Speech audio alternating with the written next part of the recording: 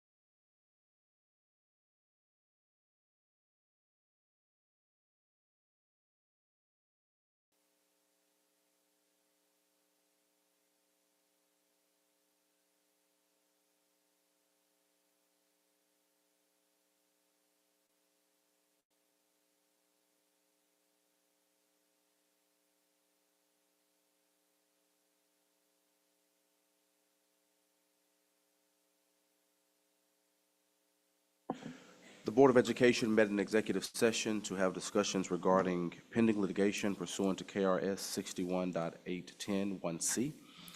Public discussion of this matter and identification of the specific matter would disclose litigation strategy and have an adverse impact on the legal and financial interest of the district. No action was taken while in closed session. Is there a motion to authorize board counsel to proceed with the recommended legal resolution strategy outlined by counsel for the matter identified in closed session and pursuant to counsel recommended terms discussed in closed session? Mr. Everett, seconded by Ms. Strange. All in favor? Ayes have it. Thank you. Is there a motion to adjourn? Mr. Everett, Ms. Lister, all in favor? Ayes have it. Thank you. Welcome to the June 10th meeting of the Jefferson County Board of Education. Would you please join me in our traditional moment of silence?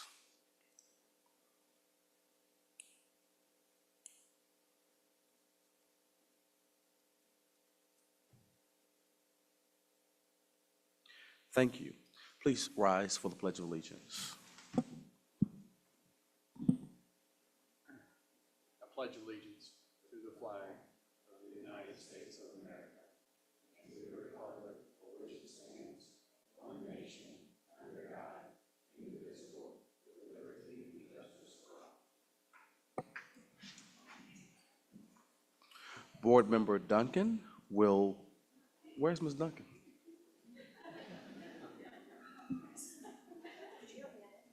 Yes, we heard you yell. Yes. You stopped the whole Board of Education meeting. Ms. Duncan out there? All right. Yes. Mr. Everett, would you please read the vision statement? We lost Ms. Duncan somewhere between executive session and open session.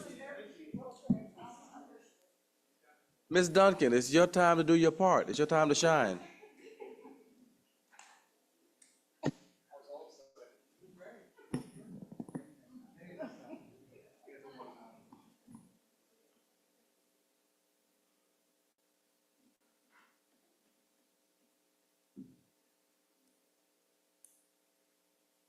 Wait a minute, Ms. Duncan.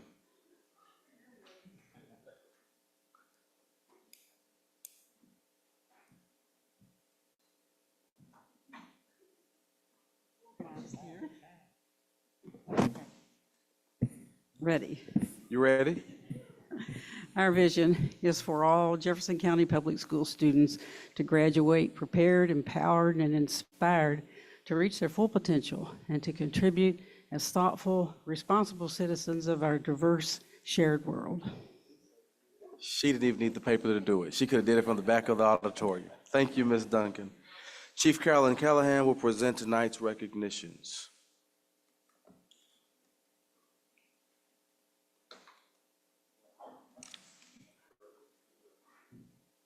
Good evening. Thank you for having me tonight. As we all know, great things happen every day inside every JCPS school, and recognitions are one way to highlight some of that amazing work. So first tonight, we have 3 JCPS schools that are celebrating achieving model status designations this year from the National Career Academy Coalition, and we're starting with our high schools. All 4 of Seneca High School's academies achieved model status, and notably, Seneca's Freshman Academy earned model status with distinction with a near perfect score. And Fern Creek's Freshman Academy was also awarded model status by the NCAC, recognizing its excellence in all 10 national standards of practice. And Fern Creek plans to submit its upper academies for review next year. Congratulations to these amazing teams in front of you.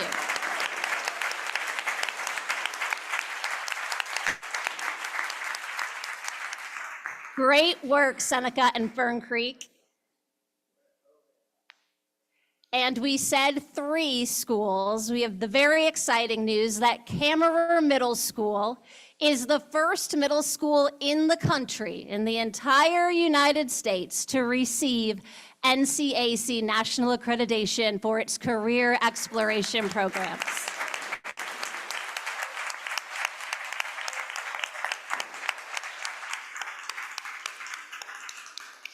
NCAC recently began accepting applications from middle schools to receive model status, and Cameron was the first one to earn this. Cameron met the same 10 national standards that the high school academies must meet. We are so proud of you. Congratulations, Cameron.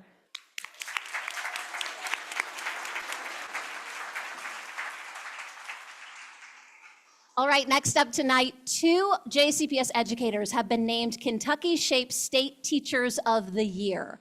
Fern Creek High School teacher Nicole Sheffer was named Health Teacher of the Year, and Eisenhower Elementary teacher Karen Sweezy was named Elementary PE Teacher of the Year. The Kentucky Society of Health and Physical Educators is the state affiliate of SHAPE America, the National Society of Health and Physical Educators. We are so proud. Here goes Dr. Nicholas again. We are so proud to have these educators in JCPS. They'll be recognized at a conference later this month, and then they will be eligible to apply for the SHAPE America Southern District Teacher of the Year award as well. Congratulations.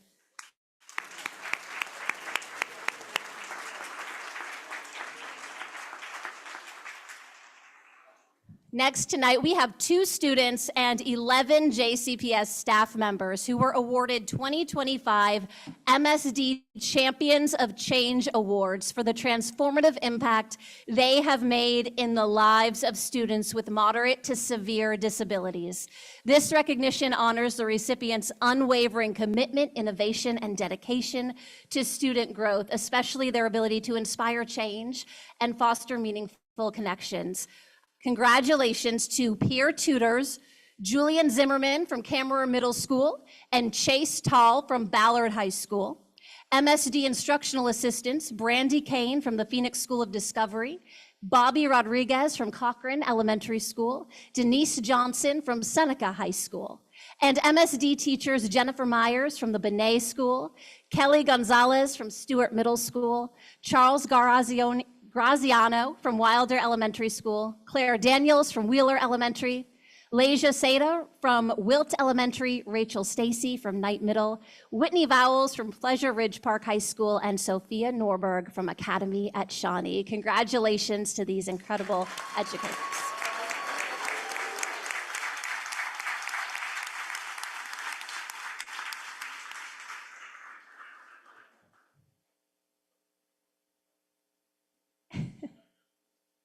Congratulations, thank you for all you do. And finally tonight, 2 Eastern High School students took home the top prize in software development at the Technology Student Association state competition. Congratulations to Griffin Siebert and Josh Mattingly, whose project uses a barcode scanner to update database information, and the goal is to integrate with Infinite Campus that would allow attendance to be immediately updated when students enter or leave the school building for work-based learning assignments. This is similar to work badges issued by companies for their employers, and I think you heard it. People think this is a great idea. Griffin and Josh qualified to compete in the Technology Student Association National Conference this summer. Great work, congratulations. Thank you, congratulations to everyone, and thank you for having me. That concludes tonight's recognitions. Thank you, Chief Callahan, and congratulations to everyone who was recognized this evening. Is there a motion to receive the recognitions? Mr. Everett, second by Mr. Bass, all in favor? Ayes have it. Is there a motion to approve the meeting agenda? All right, Ms. Strange, seconded by Ms. Lister, all in favor? Ayes have it. Is there a motion to approve the minutes of May 5, May 13, May 19, May 20, May 22, and May 29th? Ms. Duncan, seconded by Mr. Everett, all in favor? Ayes have it. Thank you. It is my pleasure to introduce to you our superintendent, Dr. Marty Polio, for his next to the last superintendent's report. Thank you so much, Chair Shull and board members. Tonight, I wanted to show a video to you all that I think speaks a lot about the progress of what's happening in schools, along with our academics division. This was shown at our Academics Innovation Summit to teachers and leaders this past week. And as I close out here, this kind of brought a tear to my eye of all the things we've been working on. So thank you to Communications and C2 for putting this together, academics for their hard work and everything, and then all of our schools for working so hard to implement this. I think this speaks for itself.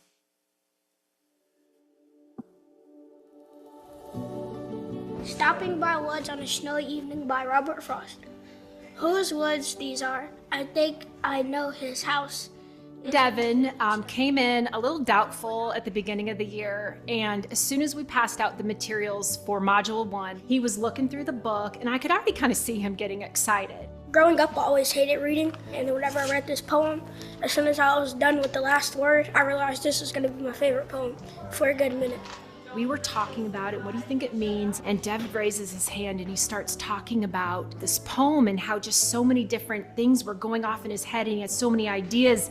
Whenever you have to go somewhere like really far, it's always okay to like stop and like wait a little minute and like look at nature. And I'm a crier, I'm emotional, and I've got goosebumps and tears. And I'm like, that's the most beautiful answer I had ever heard. Like, that was perfect. Things are changing in JCPS. Since 2023, we've taken monumental steps to meet new and evolving laws, driving the district's vision forward and ensuring every JCPS student has an excellent educational experience. We restructured our accountability models, rethought the way we teach literacy and math, and increased vibrant learning experiences for our students. The progress has been tremendous. We have a fourth grader talking about Robert Frost. Really? Come on. I'm not gonna lie, 2 summers ago when I was going through the trainings, I was a little skeptical, wondering how it would look like with a classroom like mine. Half of my students are ML students, and I was just wondering, how am I gonna implement these for students who are still learning the language? At first, it's scary, but I think everyone as a collective now are seeing so many different little flowers bloom from the seeds that we've planted. Going around and listening to the conversations, and they're writing and they're talking and they're discussing and they're analyzing, and there's just so much going on with each module that the growth was literally right before my eyes. It feels really good to look at your students and know you're doing the right thing for them. Allowing them to have these conversations and learn how to have discourse with other people about their thoughts has helped them as speakers, has helped them as writers. We have noticed it in our journey to success, the defenses. We were able to see how our 5th graders, even just having not even a full year of the curriculum, it excited us to think about what our 1st graders, what our kindergartners are gonna look like and sound like by the time they reach 5th grade. For the first time, our transient students have consistent learning experiences across schools. As our young learners move on to middle and high school or transfer within the district, they have a foundation that leads to success. We have kids that move in and out of camera all the time, and so what is special in the last few years is as we have implemented HQIRs, or those instructional resources district-wide, as students come into our school, they no longer have that period of time where they're trying to catch up, they feel left behind, so this allows all kids to be the same playing field as they move throughout our district. I love how it builds a routine every day in class. Students know what to expect. They know what's expected of them. We use a program called Illustrative Math, or IM for short. They provide us with tons of resources to help us in our classrooms. They give us full lesson plans, activities, scope and sequence, formative, summative assessments. They give us everything we need to facilitate a high level of mathematics in the classroom. The thing that I enjoy most about learning math is all the partner work, especially last year with Mr. Kaiser. In his class, it was really fun. We got to do a lot of activities that has to do with people at our table, yes, but also just like the class in general. We kind of just get to talk about it. And even in my math intervention, we just get to talk and work on problems with anybody near us. You hear a lot of kids say, I can't do math. A lot of adults say, I can't do math, but we want to erase that from the vocabulary. We want all kids to know they can do math, because doing math is not doing a problem, it's using a skill set. We really want students to understand that the skills that they're learning, the problem solving, really will go further with them. And IM is special because in their scenarios, and their initiatives in the workbooks, students can see themselves in the stories. It typically is things they understand, is things they're familiar with, so you do that mirroring where kids can see themselves in the work. So that allows for our diverse group of students to all make a connection within math and to all grow in math. Growth is the key to all of this.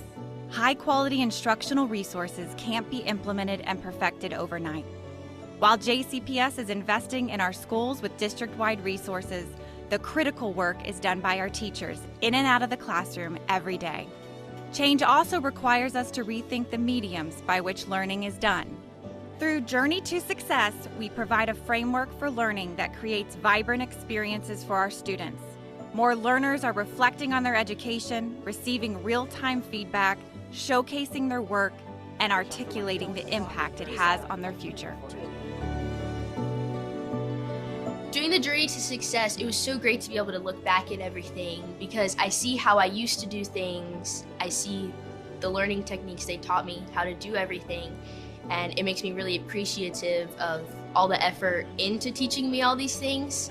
I really do get to grow in my writing and, my problem solving, my math, all of that. I get to watch how I've really grown. What's so great about the Journey to Success and the success skills are they are truly the skills that students need, not only as they're progressing in their journey through school, but in life after school. We are now implementing milestone defenses, and we don't just implement them at every grade level, we actually do them for every class. Because every class is important, students are learning things no matter what course they're taking. So whether you're taking engineering, health science, media arts, English, or math, you are defending your learning in 9th grade in those classes, you're defending your learning in 10th grade, in 11th grade, and then so ideally by the time you get to 12th grade, this isn't your first time reflecting. In fact, you've been reflecting this entire time. Journey to Success is ensuring that students are not just leaving a JCPS school with a diploma or headed to the next level, but ensuring that they are leaving with the skills that they need to be successful in the world. My big dream would definitely be broadcast journalism. I love the news. I love all the effort and care that it takes putting in to make these things. I love it. I want to speak up for people who maybe don't have a voice, and I just know that my journey to success has helped me get where I need to go in that journalism field. With my pathway, with my academy, I know everything I need to know. This new curriculum has given all of us an opportunity to reflect on the levels of support that we provide, and that has started at the top and it's gone all the way through. The levels of support that the district has committed to, that district personnel have committed to, that then has trickled down to principals, instructional coaches, PLC leaders, and I think that is what is going to make the biggest difference, is just that focus on collaboration and that opportunity for collaboration that this has opened up for us. We are in an exciting moment for students at JCPS. While we know there are miles to go in seeing the full impact of this work, we're grateful for our teachers, instructional coaches, principals, and students, and the district team who brought these plans to life. It's essential that we continue the momentum to help every student's story become a success. The success that we have experienced is 100% due to the dedication of our teachers, of their willingness to collaborate, of our instructional coach, of our entire staff. I want to tell all the teachers that they're wonderful. Miss Toffel, you're wonderful. Our other teachers aren't here, so I can't tell them, but I will later.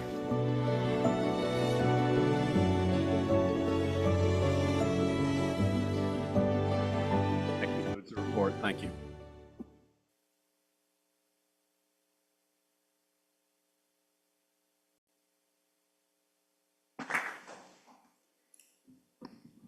Thank you, Dr. Polio.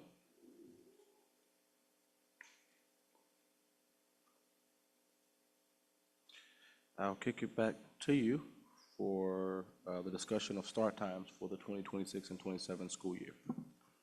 Thank you so much, Dr. Schul and board members. We want to be clear as we start this, you all have already established start times for the 25-26 school year. Those were, I believe, probably back in November, that was voted on, start times. We had a discussion, I believe, in around January where we brought you the research. It was requested that we follow up with start times again. So you could understand some of the choices that you may have in the future, not for the upcoming year, but specifically 26, 27, or beyond. And so we wanted to bring you what those kind of drill down, what those choices are. I will tell you this, there is no perfect start time model. There are positives and negatives, pros and cons for each one of them. And what we want to do is show you the options and really begin to discuss what those are. I would assume as you move forward, once again, sometime in October or November, you all having a follow-up conversation on start times as to whether it will remain like it currently is, or there would be a change for the 26-27 school year. So at this time, Dr. Tyler Sheeran is going to lead us in this. He's Executive Administrator in Operations. Dr. Sheeran, I'll kick it over to you. Thank you, Dr. Polio. Good evening. Again, I'm Tyler Sheeran, Executive Administrator of Operations. I want to make a couple introductions first as the team that helped put together a lot of this. First, we have Marcus Dobbs, who is our EA of Transportation. And I also have with me tonight Bradford Daniels, who is our Director of Routing, which is a position we have recently added in JCPS. Dr. Amy Stokes-Levine also helped with this presentation. And then as always, we have our illustrative leader, Rob Falk, who can't be with us tonight, Chief of Operations. Before we start out, we're going to go through some pros and cons of the different options in historical context. But some things we are thinking about in operations across the board, but specifically in regards to transportation, are a continued focus on improving working conditions. Those of you who were here or paying attention 2 years ago know that it was a very tough year for our transportation department as well as our school leaders. So the feedback we received this last year was that it was much smoother. The working conditions were better for our bus drivers. The working conditions were better for our administrators and our teachers. And that's something we want to continue with as we move forward with transportation. We are also working to modernize our transportation system, and that involves bringing in a new routing software, which will roll out fully in the 26-27 school year, which is a crucial part of what some of our ultimate recommendations will be throughout this process, is that is the year we are going to be rolling out a brand new routing software. So we want to be conscientious of that change. And then finally, we acknowledge that we've made a lot of changes in transportation and start times and busing over the last few years. We want to be conscientious of that. We want to be receptive to the feedback we've gotten from stakeholders. We realize that moving school start time slides a lot of people's cheese, and we're trying to minimize the amount of that we do. Go ahead. All right. Historical context. You can see some numbers up here. I'm going to point to a couple specifics in this part of the presentation, namely in 21-22 and 22-23. When we had 2 start times, which I know is always a point we like to discuss, there were double and triple runs at many of our schools. So that means that while there's only 2 start times for schools, buses were looping back 2 and in some instances even 3 times to pick up kids at students. So the supervision at those schools was elongated based on the need to continuously supervise students whose buses had not arrived. You will also notice there the required number of routes per tier. Each route obviously requires a driver. We've talked ad nauseum about driver numbers and the recruitment and efforts that have gone on there. We have made headway on that, so much so that we have bucked the curve of our 10-year average for driver retention, but we are still currently, as of today, right at 620 drivers inside of the district. 23-24 goes without saying. 704 is an unacceptable clear time, in my opinion, for us to get done with everything. We made drastic changes for this past school year, had a clear time of about 5:41, added back some services to a few of our magnet schools, and are projected to be transporting a similar number of students next year with a similar clear time. There is a note, sorry, go back 1 second at the bottom. There is a note as to what it would take to run our current transportation plan at 2 tiers. It would be approximately 990 drivers needed. That is including magnet schools. Those have about 98 routes that we run for our magnets as it currently sits. And point of note with that is as we offer as we go up in driver numbers, we still average in about 11.3% absenteeism per day. So we have to plan to cover that number of drivers. If you do that over 2 tiers, it swells the number of absences you have to cover per tier. All right, here's our current state that led to the 540 clear time this year. You can see we are split fairly evenly across the board as far as number of schools per tier. There are elementary schools are spread out across all 3 tiers, while high schools sit in the first 2 tiers, as well as middle schools. We'll get to route numbers here in a moment, but another important piece of this that we'll talk about later is that our depots are only in one of these tiers. That is the first tier, and we are light by design on the 3rd tier to allow us to try and recover as we head into those later schools. The scenario that we were asked to bring and have done some prep work for tonight would be what it would look like if we were to move high schools to later times. And with that, there's also the caveat that we would need to include Ramsey Middle School in the latest tier, and that is because Farmer Elementary and Ramsey share a campus. We have traffic sticking points around the city that we have worked to address, and that has been the biggest thorn in our side. It's just street layout is a problem there. We had them 1 hour apart the first year. It did not go well. We've had them 2 hours apart. This year, it gives us a little bit more breathing time to fully dismiss one campus and get back for the other when we have that 2-hour separation in there. So you can see what we have this year. You can see the proposal for high school and Ramsey's late. While the number of schools in the 3rd tier drops from 52 to 31, it has 23 high schools in that tier, and our high schools are obviously much larger than elementary and middle schools, so the number of students that are being transported and thus the number of buses required would swell. We'll get to those specifics in a moment, but it would be our largest tier at that 3rd time slot, the 420 dismissal. There's an approximation symbol there. We have obviously not fully routed this scenario. We have run it along with our GIS program through a lot of metrics that we use to bring you answers when requested about various scenarios. And our best guesstimate would be we would need 685 routes on the final tier, and we would be falling somewhere around 645 for a final clear time.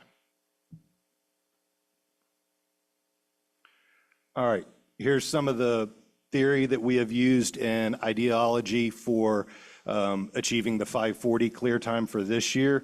I'm going to start with the graph at the bottom. It shows the movement in routes required per tier from our current state, which is where the number is, to where it would go with the high schools and Ramsey Middle School late. So most notably, we would drop some in the first tier, but you see the very long arrow in the 3rd tier.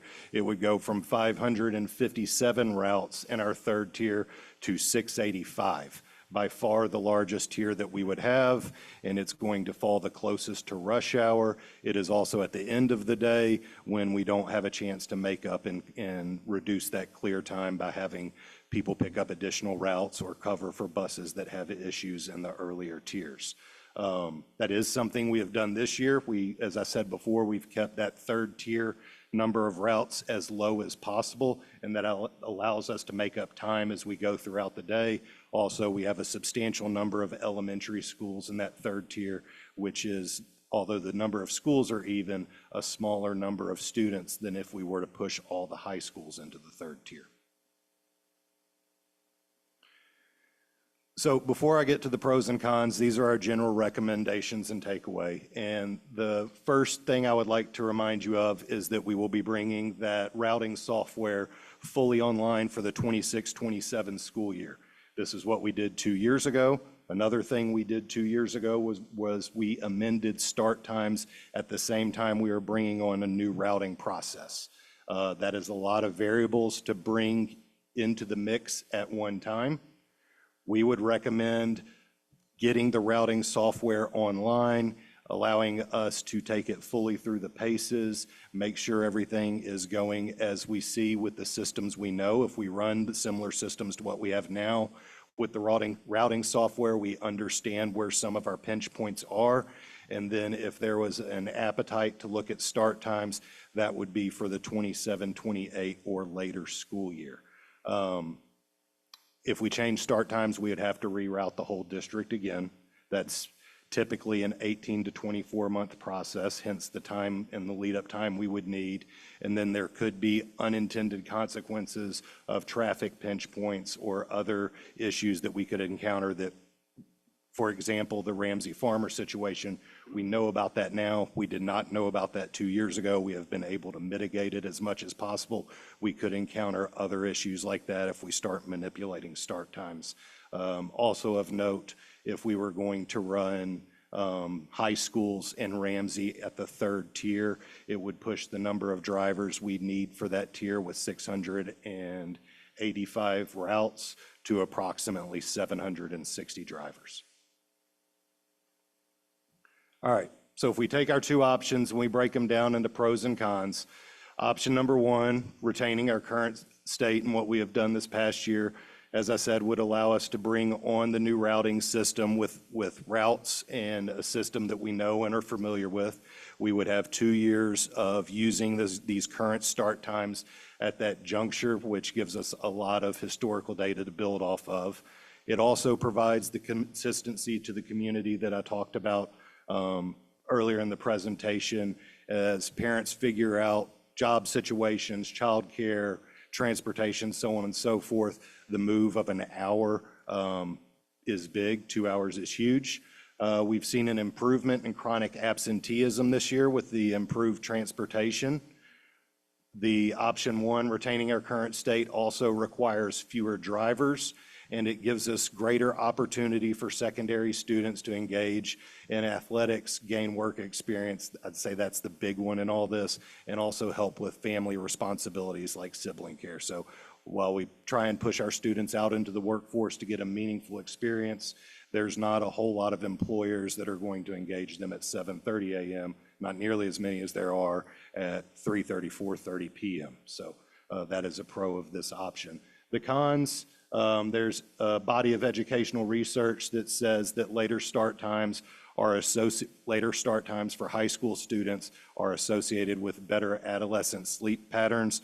This aids in attendance, behavior, academics, and the like. It also is shown to benefit elementary students being earlier, so that works nicely together.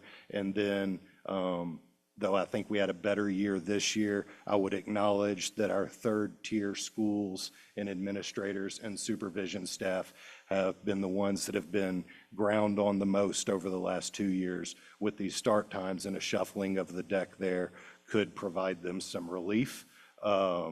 Someone is always going to have the latest tier or start time. That's unavoidable. I think we have gotten as efficient as possible for them, and from conversations, it has improved this school year. And then lastly, for option two, which is the proposal for late high schools in Ramsey Middle School, it plays to the favor of academic research as regards to student learning with start times based on their developmental age. Stakeholders' opinions about this vary, but most stakeholders nationally, a majority at least, would want to see later start times for high school students. And then it does provide some relief for those third tier schools, assuming, the elementaries that got moved up would no longer be at the end of the day holding the burden of a terrible traffic day in Louisville or a breakdown of a bus. Cons, again, we would have to reroute the district. This is a time-intensive process, one that we are currently engaged in for the 26-27 school year with our new routing software. There would be traffic patterns that would have to be considered and reevaluated. It requires substantially more bus drivers than we have at this time. Again, our current number is right at 620, and it does provide some challenges to secondary students for the reasons mentioned in the previous slide: athletic participation, employment, and assisting with sibling supervision at home in some instances. So those are the pros and cons as we see them of the two options that we brought this evening. I guess we'll open it up to questions at this time. Yes, and thank you. And I do want to remind our board that we are giving an update as requested at the next board meeting, the 24th, specifically to bus drivers and transportation. So that information is coming to you at the next board meeting, and I know they kind of go together on it. But just wanted to remind you, as you have plenty of time at that time to ask more specifics about number of bus drivers and things like that. And I would just like to remind the board that this presentation builds on a previous presentation that we heard earlier, I think in January, you said, related to the research related to start times. And so we want everyone to have this information. The strategy behind all of this is to build a long runway so that when we must make another decision about start times, that we will have had time to receive the information, study the research, process the information so that we can make a well thought out decision, not a rush decision. So that's what these presentations are all about. So are there any questions? And thank you, Dr. Sharon and team, for this work that you put into this presentation. Mr. Bass. Thank you for the information. Sorry. My only question is, this would be including all the schools again, or is it still the current state that we have where some magnets doesn't have schools? Would this be including everybody?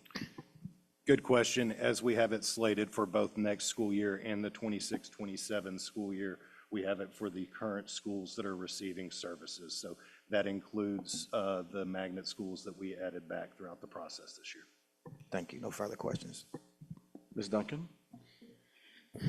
Well, I have problems with the math on this, so maybe you can explain this to me. You know, when in 2021, where we were using 740 drivers to transport 62,000 or so students, we were able to do that with some double runs and triple runs, but basically we had school without major delays. Now we're saying in order to have that same thing, we've got to have 990 drivers to do what we did then, transport essentially a very similar number of students, because it won't be a substantially greater number than the 62,000. So I have trouble with understanding why there's that need to have so many more now than there used to be. Well, Ms. Duncan, the primary reason why we'll need more drivers is we were pulling it off in, but we were late all the time. And if we want the students to arrive on time for instruction and then for them to be picked up within the bell time, that's what it takes. Because although we said we were running those 700 and something, we were running late doubles, triples, a lot of call-ins. We were late all the time. And of course, it escalated when we had the 23-24 school year. That's when we broke. Well, I don't remember that being a major issue during that time period. And it probably was somewhere, but I was not aware of that as a major problem. So that dramatic number of routes, I mean, do you think that the software that we're using is creating more routes than what we used to do in designing routes? No, not at this time. That's one of those things, once we get it fully implemented, we'll be able to optimize the routes and make sure that, have this more or less to back up with the data to make sure that, okay, we're not spending too much time with one route where we can optimize better. So we'll be able to optimize. There's an optimization tool that's built into the routing system once we get it fully implemented, because we've got to take all of the existing data that's in the old system and transfer it to the new system. And I want to just add to that, the numbers that transportation is presenting is marked by that everyone is on time. Every kid is to school on time. Every kid gets picked up, along with days where, and we do, Mondays and Fridays, we have nearly 100 bus drivers who are call-in absent, especially Mondays and Fridays. But, you know, every day is going to be 50 to 60. And so we have to build in, if we have 900 bus drivers, that really will be on most days anywhere between 800 and 840 bus drivers that are actually on the road, maybe even less than that. So these numbers are for complete efficiency to say everyone gets to school on time. You all can make decisions based on that after you want to, but I mean, this is for complete efficiency of students arriving and being picked up at school. Well, obviously for me, there's only one option, and I just, I still don't like the late start that any school has to take on. But I think especially the cons for the high schools starting late are just too great. And that I still don't like that late start for any group. And, you know, it does confuse me when we say it took we did 62,000 kids with 740 drivers. But now we have 46,000 kids we're transporting, and we need 800 drivers to do a two-start thing. We'd have to have 800. When we did, I mean, see, the numbers are hard for me to understand why. And I'm just talking about two start times with a reduced number of kids, which we have 46,000. It doesn't seem like that we're not able to reach that. I mean, it continues to be a challenge for me because I don't understand why it takes more drivers to transport fewer students than what we used to do. So I guess I just need somebody to explain to me why we do that. Well, I think you said it to a degree yourself, as we had a lot of second and third runs going on in 2021, 2022, 23 school years, where administrators and supervision at the school was shouldering the burden of continuing to supervise students while buses ran out and dropped students off and then came back to the school. The very simple, it's not simple, the mathematical numbers for calculating how many bus drivers you need to cover a certain tier is you assume 11.3% absenteeism per day for this last school year. So you take the number of routes that you have to run for a tier, multiply it by 1.113, and that gives you the number of bus drivers you need to run that tier, as Dr. Polio said, with maximum efficiency. Now, if we have a high call-out day because it's March Madness and everyone's watching the cards, like that happens, and we can make it through, but it's not ideal. It shifts the burdens to the schools, and we do run later. I do want to add, double run started about 2012, I believe. I was a principal at J-Town. Triple runs began in about 2015, 2016. So that is a phenomenon that has grown, and the time in each year got greater. And so from a 5-minute double run to a 20-minute double run, and then even a 45-minute triple run. So if the board were to say we want double and triple runs, we can do another model that would say, okay, how many would that be? But just know that that means delays on the front end and delays on the back end. So this is just for pure 100% efficiency with every bus having a driver at the right time after call-outs and no double and triple runs. Well, and I do want to say that this year has been amazing in the difference between this year and previous year, and I appreciate that work so much that was done to create a very calm year. I mean, I think it was a tremendous year for us. I don't remember any year being that quiet. And I do think that it was a product of all the reorganization, regionalizing, all the work that was done there to make our routes shorter, and then, of course, rely on our parents to be able to help out in transporting. So I appreciate that work, and I know I know you put a lot of thought into this. It's just, sometimes I only see certain things, and I don't see the whole thing. So sometimes I just need to do that. But thank you. Thank you, Ms. Duncan. Mr. Everett? I think my question would be, one, I want to reiterate that from everything I've heard, you guys are right, that the only models we can go off of is total efficiency. Every principal I've talked to, every parent I've talked to, while they hate the late start time, they hate buses and kids being stuck at their school more. So I think that's what we have to model, I think, off of. My question is this, is that can we get more models of not just considering bus drivers and start times? Can we look at if we had a magic wand and we could move schools or do clusters? Like, I just think we have a moment here as a district where we've seen the good and the bad, and I think we have more than two options that we should look at. And I just would, as a board member, I'd love to see those options because, like Dr. Scholl said, like I'm willing to give you guys a long runway to get this right. I just don't think we should stick with just two options. But I think we have other levers we can pull to make this the most efficient model that we can make it. Is that fair? It's certainly fair, but one of the cautions I have is that asking for it in the time frame that we have the time to do the proper work. Yeah, totally agree. And that's not this summer. Nope, I get that. It's when we hit a little bit of a lull. Yep. Where we can really dig in, because it takes anywhere from 3 days for the JS department, the data department, for the routing department to get together, pull a scenario together. Yep. There's no magic click of the mouse. What? Come on. That moves things around for us. What I caution against, and what has been very difficult in answering the board's requests, is when you ask for something, we usually have to ask 10 questions back. Sure. Because you certainly have become a very knowledgeable board, but there are still a lot of things that are internally, we need to always say, well, I hear you ask this, but do you mean this, and do you mean this, and do you mean this? So it becomes a very, very tight dialogue in order to get you a scenario that you are happy looking at.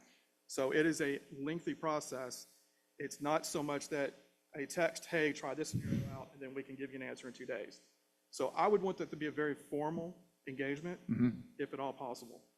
That's just my request as one of the parties that has to be involved in it. I think it's totally fair, and I think my challenge to you would be, you guys are the experts, I'm not the expert. And so I would say I want you to feel empowered to suggest the things that may not be the most cool thing to do.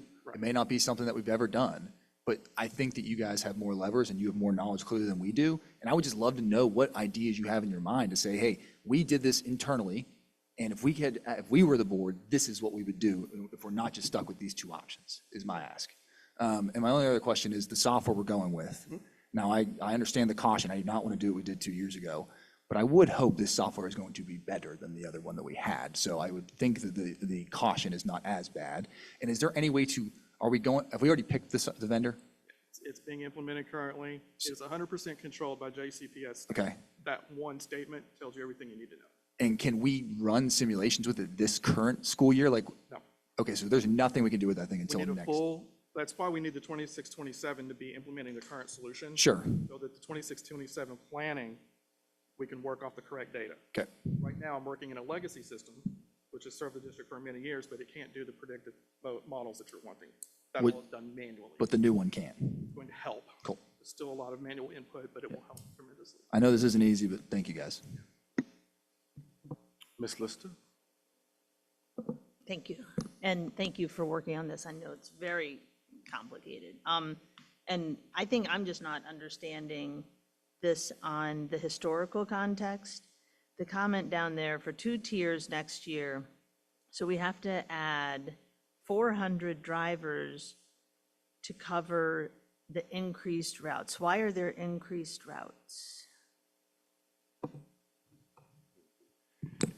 I'll take a stab at it, and then these guys might correct me. But right now you have the routes that you have to cover, and it's divided by 3 tiers. So if you go to 2, the denominator goes to 2, and therefore you end up with a larger number, and you need more drivers for each tier to cover all those. Again, 990 is everything as we currently have it. 98 of those would be our magnet routes that we have either included or added back. But even if that went away, it wouldn't drop that driver total significantly, in my opinion. So that's a good math equation, but make it a word problem for me. Like, we have the routes, right? And we have the number of students. Why does that change just because they're going at different times? Down to 2 times, so it's 1,700 routes. Divided by 2 is at the 850 number where we're banking in the absenteeism. Divided by 3 is the 566 number, which is the range that we're currently running. So it really is only the math. There's not much else to really put to it. It's 3 tiers with 1,700 routes, or it's 2 tiers with 1,700 routes. So all those routes are in each tier. Okay. I guess that's the weird part, is it seems like they would have different numbers in them because different schools are starting at different times, so. Different configurations, but the number still has to be there. Okay. All right, I'll just wrap my brain around it by myself a little. Thank you. No further questions, thanks. Thank you, Ms. Lister. And I've struggled with it for years, I'll be honest with you. Ms. Strange? Let's sort of get to the root of the problem, and that's the 11% absentee rate. How does that compare with national average? And have we thought about creative ways of getting people to come to work in this climate today where people don't want to come to work?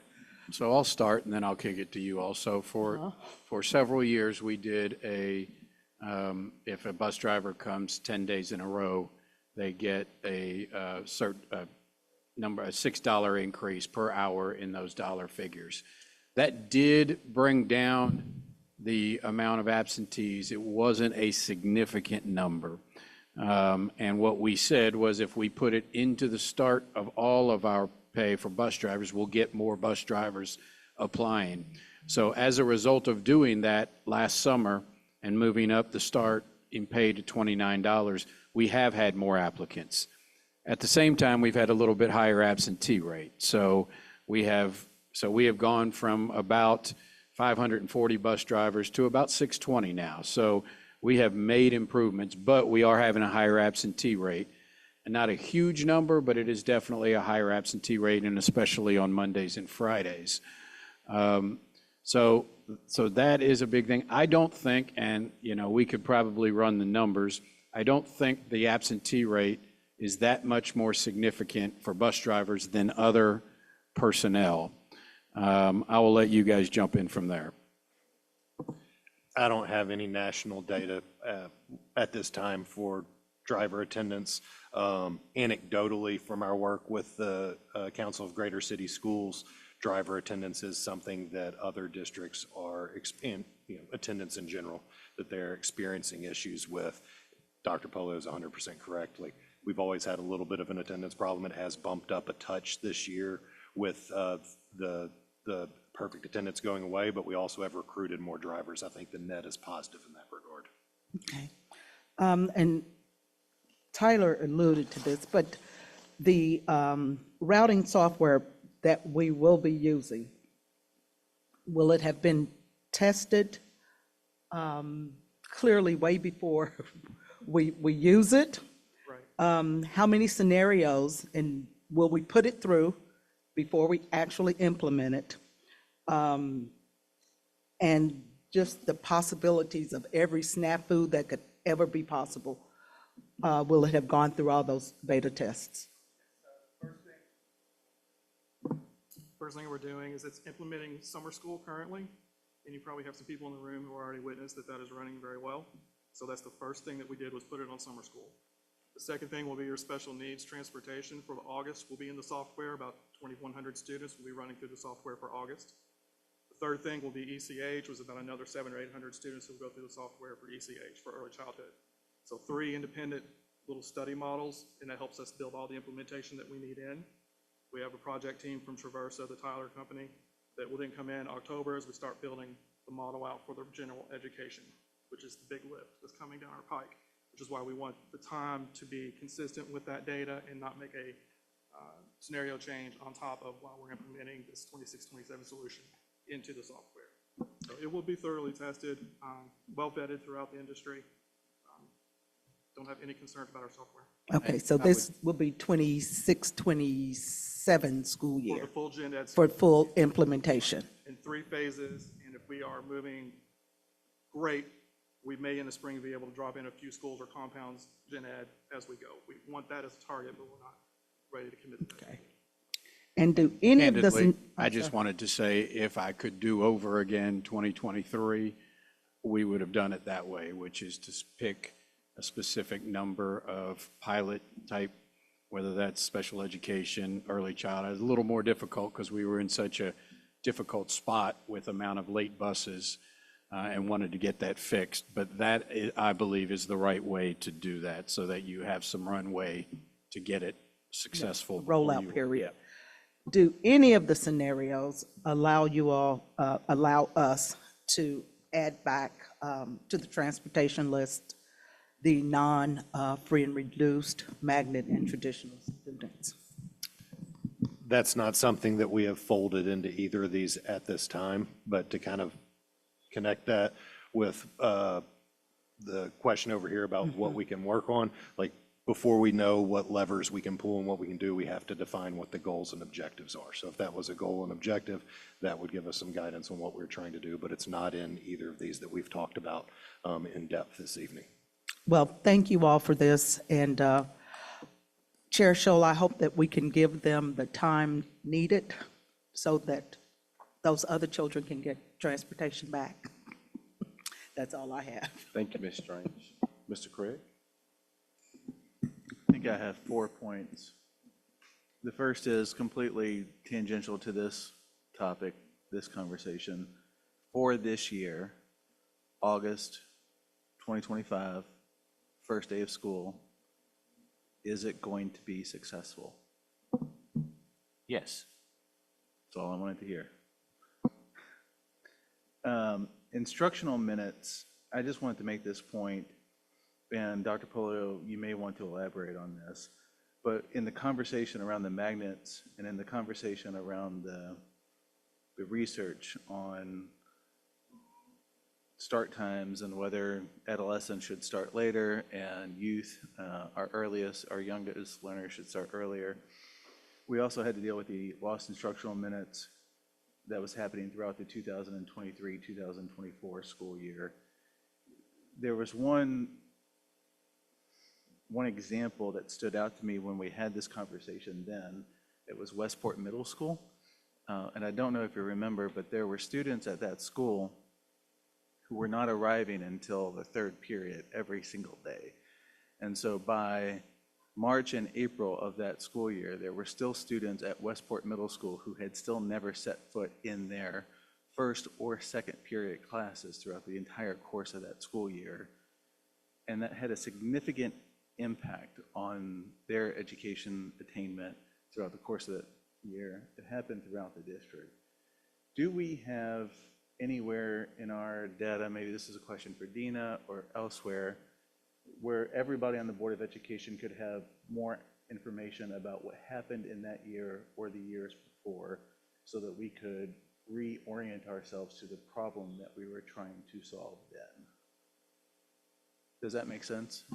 Yeah, I think we can get data for you. I mean, the specificity of it may be difficult as to, right down to the student, but I think we had a code for students who were late because of bus situation, and I think we could run a lot of data on those students and try to get you as much information as possible on that. If everybody could have access to that.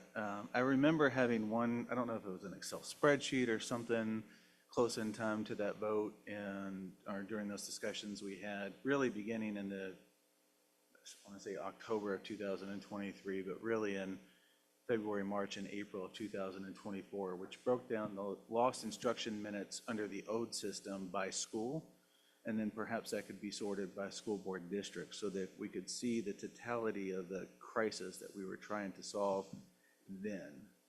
And then I would just extrapolate from that point to the third, for us as we continue to have this conversation, Chair Scholl and others, to keep, we need to get on the same page as a governing body around the policy that we're trying to solve around with these conversations. Access to education programs is a lofty goal, a wonderful goal that I think we all share. There's also the research around when these students should be starting at school times in order to maximize the potential outcomes that we're able to deliver for them. There's also this goal around alleviating instruction minutes and actually having a system that fully functions and operates. We collectively, once we finalize this decision for the beginning of the 26th school year, I think would be best suited for us, I think, to some of the points that you're making, to clearly agree on what it is that we're trying to do. And if we're willing to risk lost instruction minutes, even notwithstanding the data that will now be coming to us in favor of other policies, fine. but let's all agree on what that policy is. I would love to see these high school students starting later. I don't really, I appreciate the point, Dr. Sheeran, about access to work opportunities after school, but if we can improve their capability on math and reading because of when they're starting school, and that improves their overall outcomes, I think that from a policy perspective is a trade-off that I would be willing to make. There are other trade-offs I would be willing to make here too in order to maximize access to instruction from a totality perspective, access to programs, but also access to instructional minutes versus the biology. But I would love for us to get on the same page with respect to what is the goal for us in administering the start time system for the beginning of the 26-27 school year. And so to that end, my fourth point is, Dr. Schull, thank you for the way that you're going about this conversation and ensuring as much time for this conversation and access to information for everybody as possible. I really do appreciate the way that you're doing this. That's all. Thank you, guys. All right, well, I think everyone has been heard, had a chance to ask questions. We have some takeaways for our future work together and maybe some opportunities to explore some other pathways. Hopefully, we can do as Mr. Craig has challenged us and get on the same page and agree. We've got a long time till we get there, but we have work to do to at least try. So thank you all for your time and have a good night. Is there a motion to receive the update on the start times for the 2026-2027 school year? Mr. Craig, seconded by Ms. Strange. All in favor? Ayes have it. Thank you.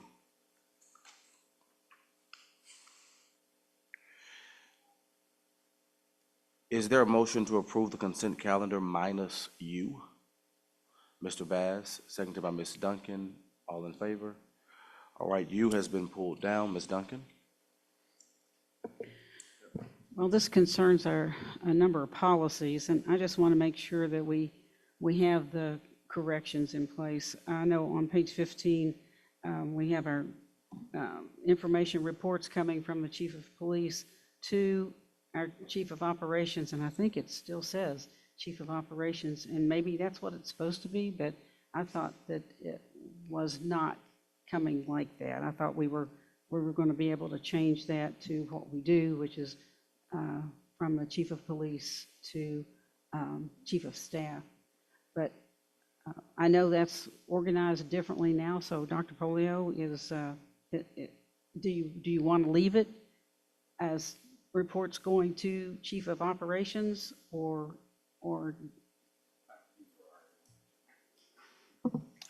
There were several of those that were changed when it went from operations to Chief of Staff, gosh, 2 years ago when I assumed this position.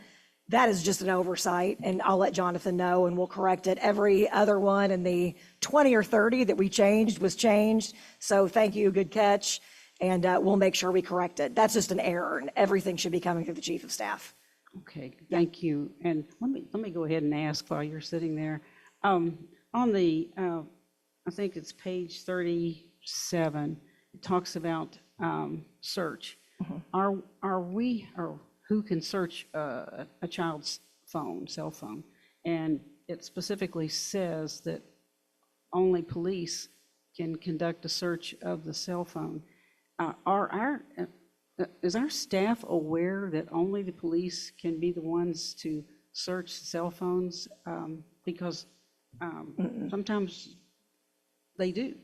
So yes, they do. Jonathan corrected your concern earlier today too. I know, Kevin, this was the one that he mentioned to us. Just for clarification, the times that the schools turn those over to our police officers is when they either have seen accidentally or suspect pornography or other types of unlawful items that are on a phone, so that our police can handle that with the family and with whatever potential charges and other searches have to go with that. If it involves a minor, we involve CACU and all those other systems. So that would be the only time our administrators can do what they would normally do investigatively. And I know that the policy you mentioned, Jonathan looked at and addressed today. Okay. And that is in the newest version Angie uploaded too. So it should be there for you. Okay. It's been corrected. Very good. Okay. Oh, thank you. Thank you. And then I just had one more part of that on page 43, and this dealt with the bus referrals. So I'll just ask Dr. Polio, well, maybe you too. Our SSBIH, do we have the procedure that we're using right now? Because I know now it says that we're going to use that procedure Come on up, as Matt. named in the SSBIH. But does that have that procedure in there that we are using for bus referrals? Or is it still bus referral goes to the principal or principal designee? Yeah, the bus referrals still get to the principals or designees. That's more a procedure, much like we would not have in the SSBIH for writing like a classroom referral. It's in there how it's handled, but the actual procedure and where those go aren't necessarily outlined in the handbook, given its audience. Well, so bus referrals are going directly to principals? Yeah, those get uploaded into Infinite Campus, and they have access to see those at any time that they want.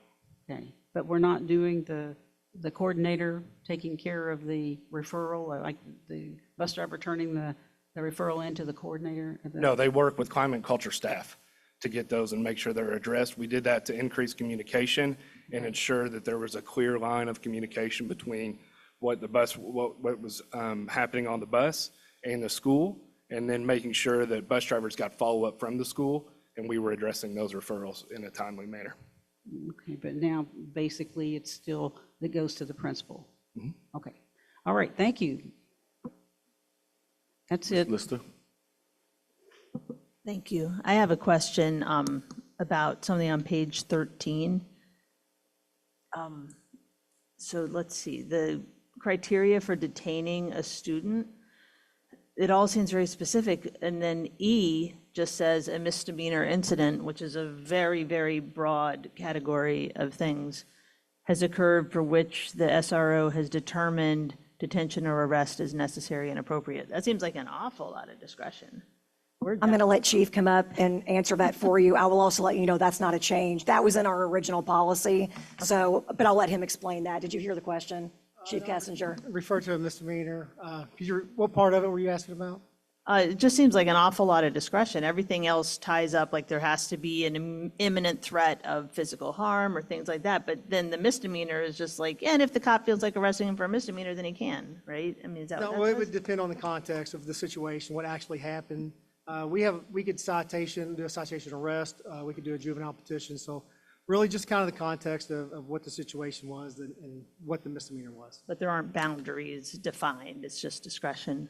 Right, well, for the most part, we would not physically detain somebody on a misdemeanor.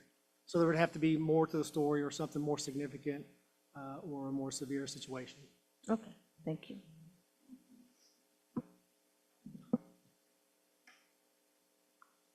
Okay, is there a motion to approve consent item U? Ms. Duncan, seconded by Mr. Everett, all in favor? Ayes have it, thank you. Mr. Craig will now draw for a winner on tie bids. Item number 140 on bid ID 8443 for electrical supplies and lighting. It's going to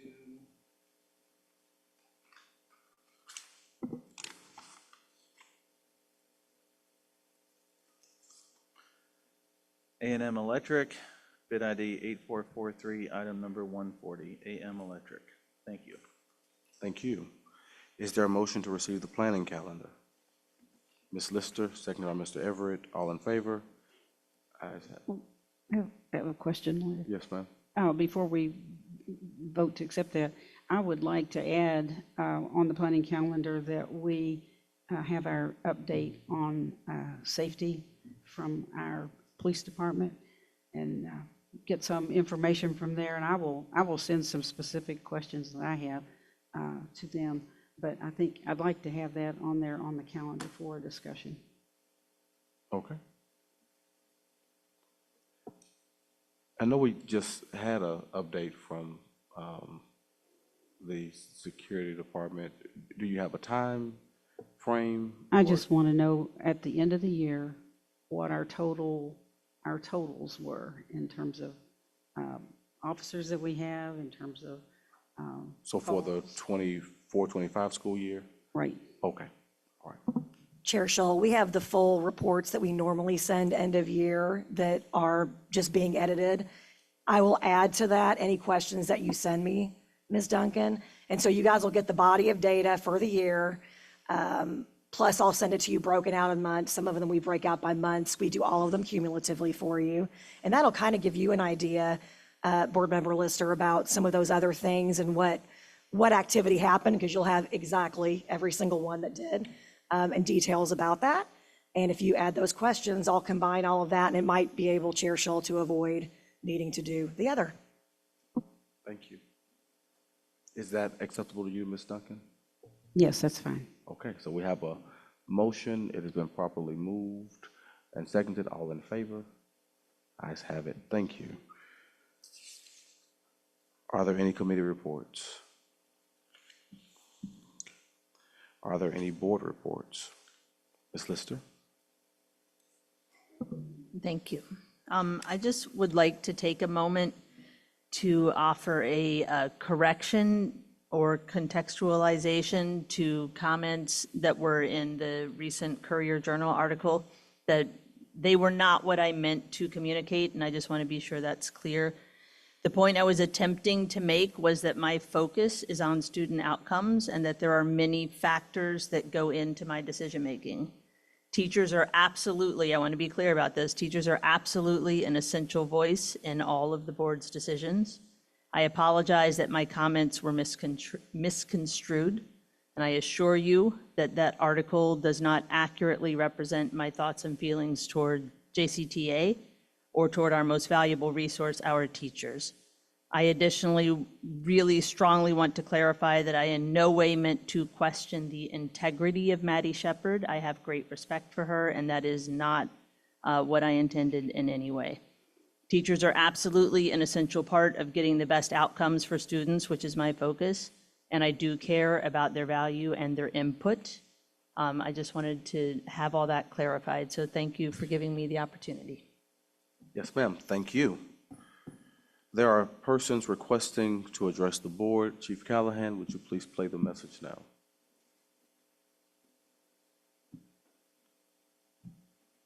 In accordance with Board Policy 01.421, the board expects that persons who have signed up to address the board will limit their remarks to the subject that they listed at the time they signed up, that their presentation will not include any defamatory or abusive remarks about the subject, and that they will present their remarks in a manner that is consistent with the orderly conduct of the meeting. Also, in accordance with board policy, the board reserves the right to limit, extend, or terminate discussion on any subject. Discussion of personnel matters is not permitted, as state law requires that personnel matters are within the sole authority of the superintendent. The speaker may not initiate charges or complaints against an individual district employee by name or position in order to ensure confidentiality and fairness for the employee. Speakers before the entire board are not allowed to use props, displays, or any other objects during their remarks. Each speaker is allowed 3 minutes to address the board and may not share these minutes with any other speaker. At the end of 2.5 minutes, a bell will sound once. You will then have 30 seconds to finish your statement. At the end of 3 minutes, the bell will sound twice, indicating that your time is up. The superintendent will look into the speaker's issues and, if necessary, represent the board in following up or recommend action to the board. The full board policy concerning public participation in open meetings is available for viewing on our website and at our sign-in sheet. Abby Musili. Hello, it's Musili. I'm very close. Hi, friends. So I'm here today to speak up on behalf of some of my friends and other people in the JCPS community who have felt ignored recently by some of the board members here. I want to address how we had forums and surveys. Teachers, parents, and others spoke.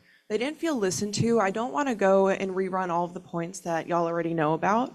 But basically, Dr. Scholl, in your email to me, you defended your decision, and I felt other people feel that you dismissed voices of your constituents. And so even though the surveys didn't have like a large turnout, people still felt that their voices were important and should have been acknowledged, and felt very much dismissed by statements made by board members. And just to give one example, the JCTA survey, it had 63% favoring the opposition, 9% for Dr. Yearwood, who I'm not here to hate on, and 28% indicated other.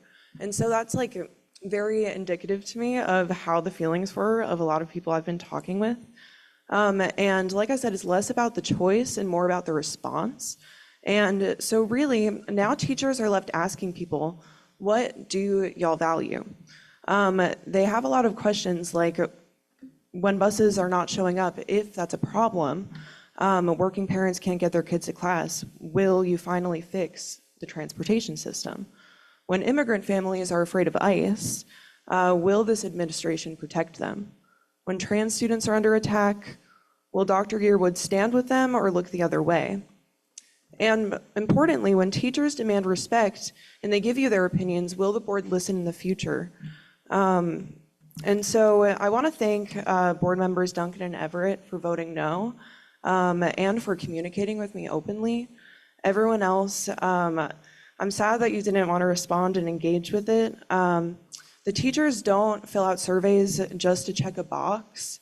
They really want leaders who will hear them and act out on what they are trying to provide.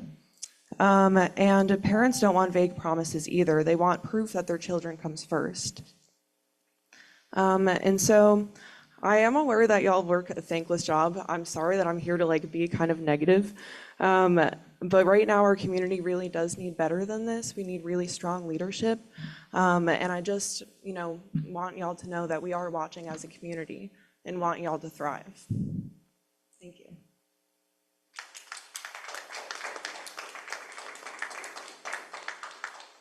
Nicole Short.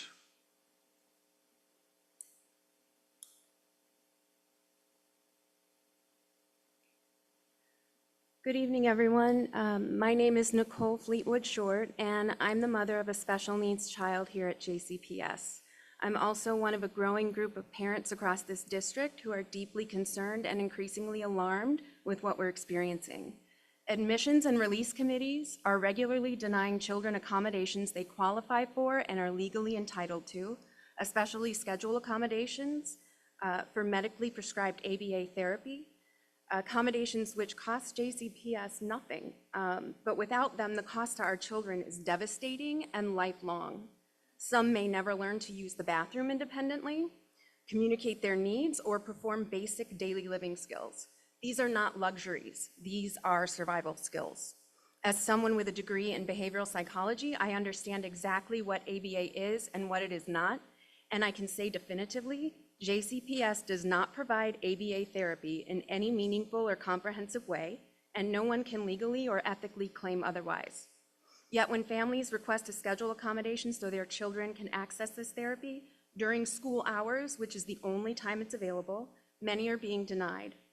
These decisions are arbitrary and based not on clinical need or legal standards, but on which school your child attends or who happens to be sitting on the ARC committee. That's not only unfair, it's a violation of federal law. This problem is so well known in this community that 2 of my daughter's therapists from 2 separate clinics warned me before she was even enrolled, be prepared, JCPS likes to bully parents into thinking they have no rights. That was their word, bully. Well, I'm here to remind you that we do have rights. Under the Individuals with Disabilities Education Act, our children are guaranteed a free, appropriate public education tailored to their unique needs. If a service like ABA is not provided by the district, schools must accommodate access to it elsewhere, including schedule changes. Denying this is also prohibited under Section 504 of the Rehabilitation Act and the ADA. I urge you to look closely at what's happening in your ARC committees, audit the IDEP decisions, and talk to the families. Ask if they feel heard and if their expertise about their own child is being respected. Parents of disabled children are already carrying so much. We're constantly battling insurance companies and worrying about the future, and bracing for the possible loss of supports like Medicaid that our children will rely on forever.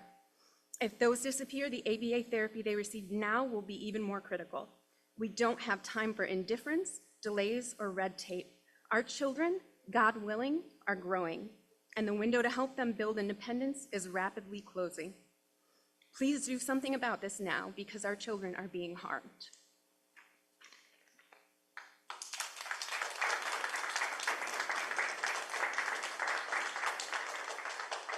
Diamond Barnes. Diamond Barnes. Nora McDonald.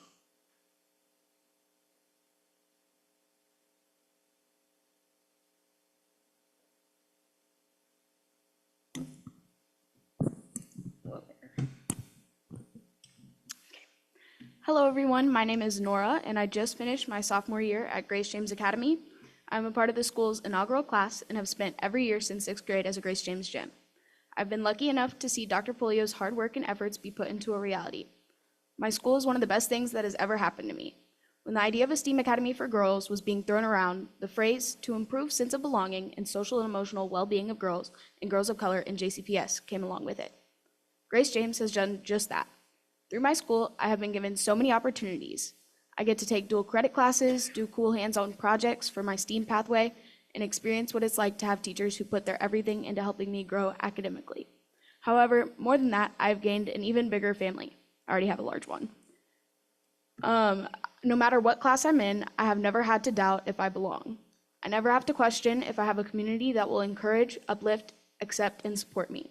I know what it feels like to have friends who want the absolute best for me, teachers and staff who care about me as a person and will do whatever it takes to make sure I am supported both academically and emotionally, and I know what it feels like to have a school that I love with my whole heart.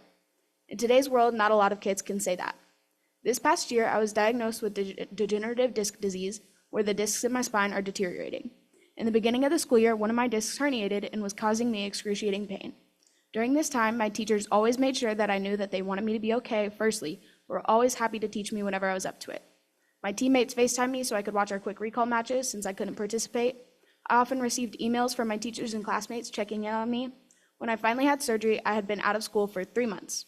When I came back, I had so many people excited to see me again. Not just my close friends, but people who only passed me in the hallways and had noticed my abrupt disappearance.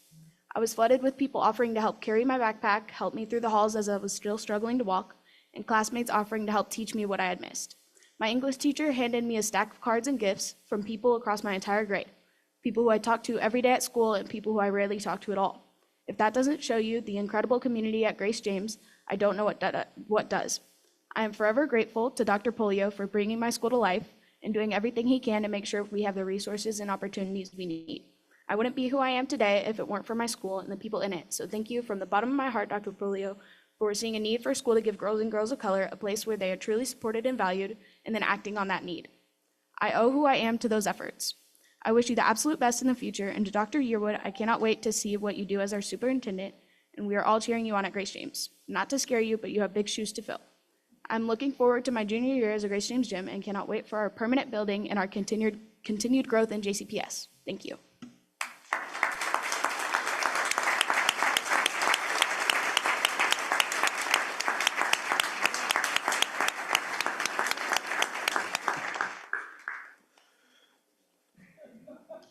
Serena Northington.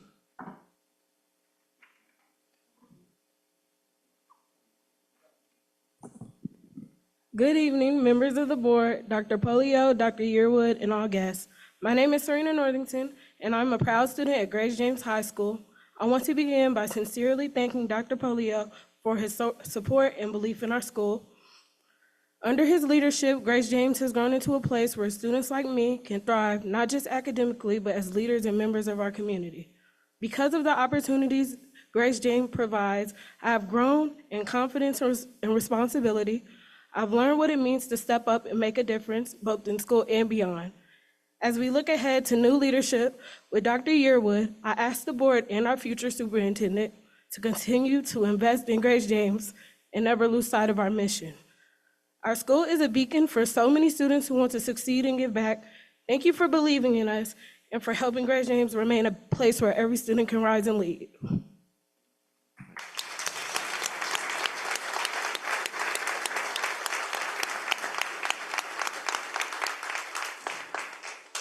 Tinsley Randall.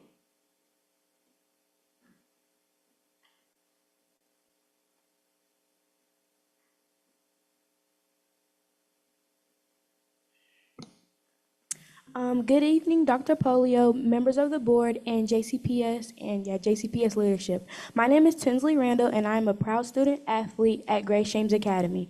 Tonight, I stand not only as a representative of our school, but as a voice for every student who has found their strength, their purpose, and their pride at Grace James.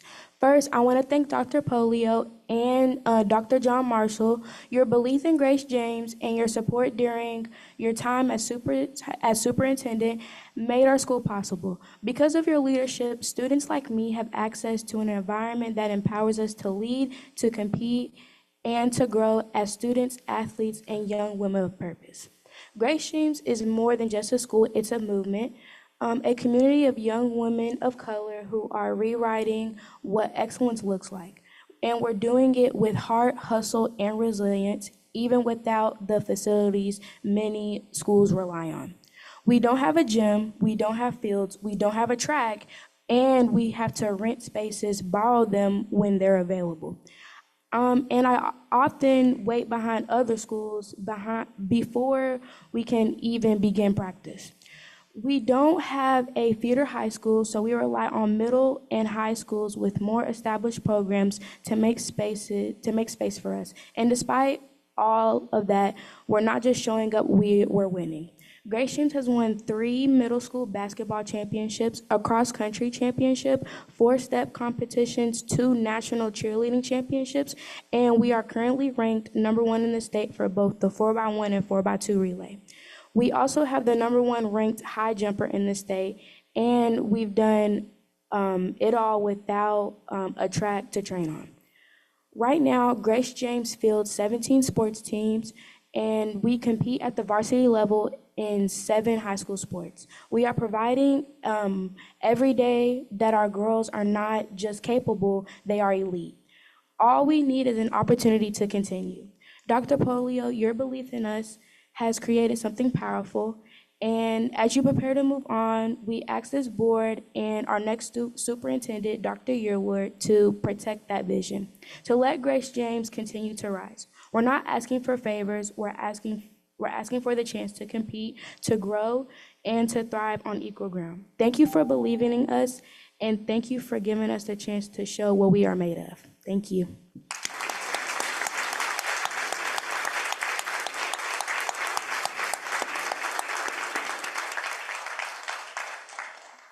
Did Diamond Barnes, did she come back in? She's not here? Okay. Thank you all so much from Grace James Academy. Principal Goatley, I can't see your face, but I'm sure you're beaming. Will you stand so everybody can see you? Great job with these gems.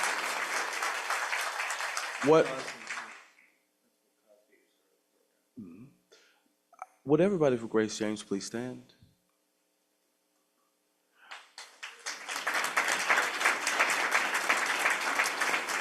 What I would like to do, Mr. Hebert, would you please get a picture of all of our friends from Grace James and all of those brilliant gems? And we cannot leave out Dr. Rhonda Cosby, who helped kick it all off, who was the opening principal for Grace James. If you all would come this way, and Dr. Polio, you get right in the middle of them and take a good picture of them. Ms. Strange, you as well. All right. Is there a motion to adjourn? Mr. Bass, seconded by Mr. Everett. All in favor? Ayes have it. Everyone have a good night.